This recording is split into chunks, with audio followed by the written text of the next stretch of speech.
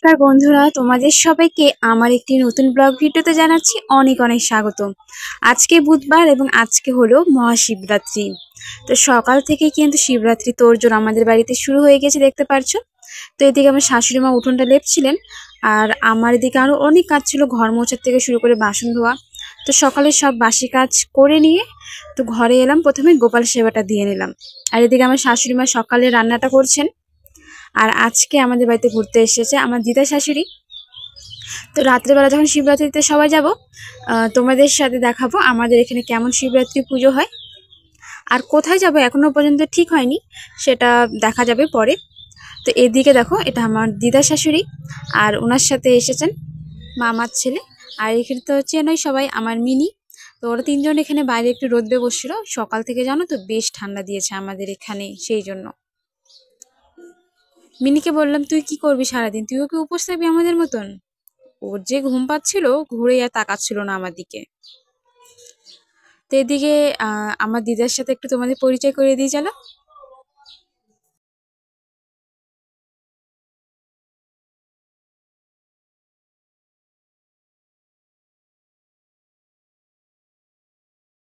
তো ভাইটা বলছিল কি, তারা নাকি একা একা বাড়িতে থাকতে ইচ্ছে করছে না, কারণ বাড়ির প্রত্যেকে তো কাজে চলে গিয়েছে, এখন আমি শুধু বাড়ি থেকে সারাদিন।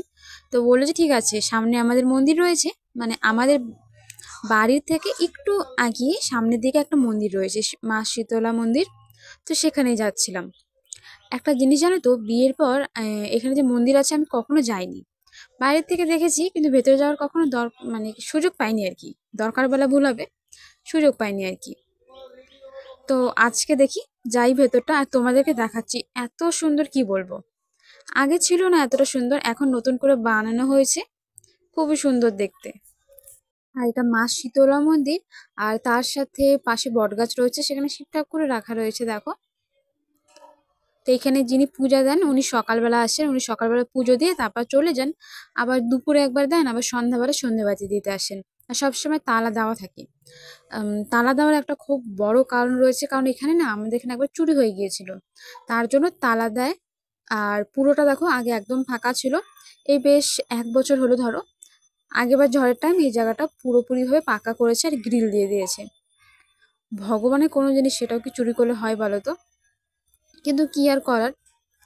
আর এদিকে দেখো, পাকা করে বটগাছটা এত সুন্দর করে দিয়েছে, দেখতে বেশ ভালো লাগে। কিন্তু বটগাছটা একটু খারাপ হয়ে গিয়েছে, কারণ আগেরবার ঝড়ে না পড়ে গিয়েছিল, সেই কারণে। এখানেও শিব ঠাকুর রয়েছে, তারপর রাধা কৃষ্ণ ঠাকুর, অনেক ঠাকুর রয়েছে, এখানে পুজো দেন। এরপর আমরা এখানে বেশ কিছুক্ষণ বসলাম, এই যে দিদা আর সবাই বসে রয়েছে, আমিও এখানে বসলাম, অনেকক্ষণে বসলাম। আর সামনে দেখো বাচ্চাগুলো খুবই খেলা করছে। এরপরেই আমরা আবার বাড়ি থেকে যাবো, বাড়িতে যাওয়ার পর অনেক কিছু কাজ রয়েছে, সেগুলো করার জন্য। আজকের দিন তো উপোস রয়েছি। আর কারা কারা উপোস রয়েছে কমেন্ট করে আমাকে অবশ্যই জানিও। ভিডিও ভালো লাগলে লাইক করতে পারো, সাবস্ক্রাইব করতে পারো, অবশ্যই আমার পাশে থেকো সবাই। এখানে দেখো এত সুন্দর একটা আলপনা ডিজাইন বানিয়েছে, এটা কিন্তু সম্পূর্ণটা কালার দিয়ে করা, আর খুবই সুন্দর। আর এই পাশে যতগুলো ডিজাইন বানিয়েছে সবগুলো হাতের ডিজাইন, সেই জন্য আমার খুব ভালো লাগে, দেখো। আর খুবই রৌদ্র পড়ছিল, তো ওই জন্য ঠিকঠাক ছবিগুলো আসছিল না। কিছুক্ষণ ওখানে বসার পর আমরা আবার বাড়ি থেকে চলে এলাম, কারণ বাড়ির কাজগুলো তো করতে হবে, একটু রান্না করব। বাড়ির অনেকেরই খাওয়া বাকি রয়েছে, তারা তো খাওয়া দাওয়া করবে। হ্যাঁ, আর আমার দিদার শাশুড়ি নিরামিষ খান, তো ওনার জন্য পুরোপুরি নিরামিষ। বাড়িতে তো এমনিও নিরামিষ চলছে, কিন্তু তবু পুরোপুরিভাবে নিরামিষ আর কি, সব বাসনপত্র থেকে শুরু করে সব কিছু। তো ঘরের দরজাটা বন্ধ করেছিলাম, আসার পর আর কোনোভাবেই খুলতেই পারছি না। ফাইনালি ফ্রেন্ডস, এখন আমি সবকিছু মানে রেডি করে নিচ্ছি আর কি, মানে যে যে জিনিসগুলো নিয়ে যাব। তো দেখতে পাচ্ছ আকন্দ ফুলের মালা, আর এদিকে তো বেল, সবকিছু যা যা রয়েছে এসব তো নিতেই হবে, এসব ছাড়া কিন্তু পুজো একদমই চলে না। তো আমাদের যেতে অনেকটা লেট হয়ে গেছিলো, আমার শাশুড়ি মা এসেছিলেন বিকেলবেলা, উনি বাইরে ছিলেন। তো উনি আসলেন সব কিছু নিয়ে, তারপরে আমরা সবাই মিলে গিয়েছিলাম। আমরা টোটাল 4 জনে গিয়েছিলাম, আমি, আমার দিদি শাশুড়ি, শাশুড়ি, একটা ভাই, 4 জন মিলে গিয়েছিলাম। আর এটা আমার লুক, এটা আমার শাশুড়ি মার শাড়ি, এই শাড়িটা আমি পরেছিলাম। কমেন্ট করে জানিও আমাকে এই শাড়িতে কেমন লাগছে। আর তোমরা কোথায় কোথায় গিয়েছিলে জল ঢালতে, কখন গিয়েছিলে, আজকে নাকি কালকে, কোন দিন করছো উপোস, সেটা আমাকে জানাতে পারো। আর দেখো আমার লুকটা, তোমরা জানিও কিন্তু কেমন হয়েছে, তোমরা না বললে কিন্তু আমার একদমই ভালো লাগবে না, খুব খারাপ লাগবে কিন্তু। তো এখন আমরা সব কিছু নিয়ে বেরিয়ে পড়লাম। তো এদিকে না একটা ডালা কিনে এনেছিল, এটার নাম নিয়েছিল 20 টাকা। আর এর উপর যেটা কভারটা দেখতে পাচ্ছ, এটা আমার নিজের হাতে বানানো, সেলাই করা আর কি। তো এখন আমরা সবাই বেরিয়ে গেছি, এখন আমরা যাচ্ছি। আর এখানে আসার পর দেখতে পেলাম এত সুন্দর করে ডিজাইন বানিয়েছে, কি বলবো।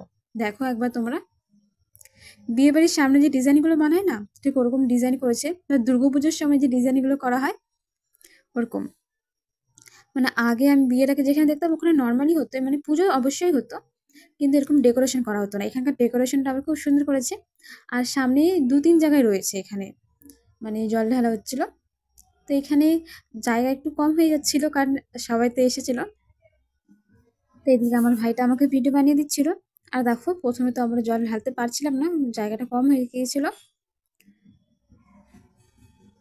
আর এদিকে আমি, আমার শাশুড়ি মা আর দিদা শাশুড়ি সবাই একটু একটু একটু করে যতটা পেরেছি ভগবানের সামনে এসেছিলাম একটু জল দেওয়ার জন্য। আর এদিকে দেখো, মা কালীর মন্দির রয়েছে। তো এখানে মা কালীর মন্দিরে এসেছিলাম ধূপকাঠি আর মোমবাতি জ্বালানোর জন্য।